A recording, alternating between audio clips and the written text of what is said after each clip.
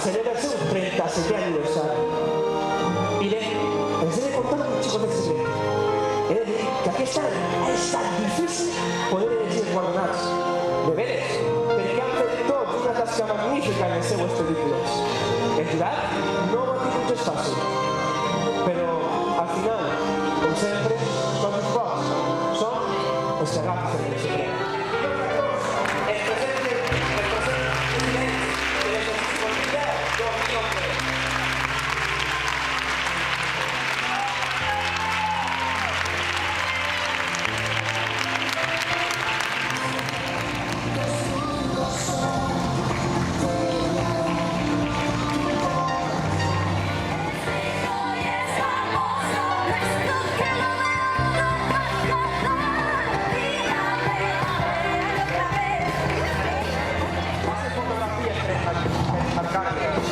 Davant de vostès tenen els guardonats, la comissió infantil de la Falla Liana.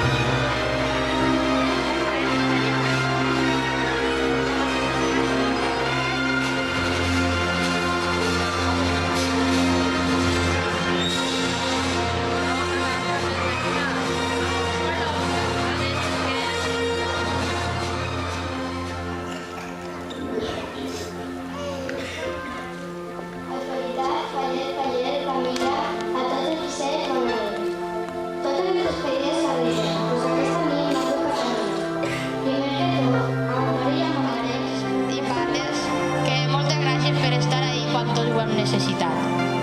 Moltes gràcies. També per aguantar-me, perquè encara que ho ha dit, soc molt exigent que hem vist les coses i no és fàcil, a vegades tot un any, aguantar aquestes exigències. Moltes gràcies a tota la gent que ha estat al teu voltant. Bueno, i també que a part de l'alegria, la festa,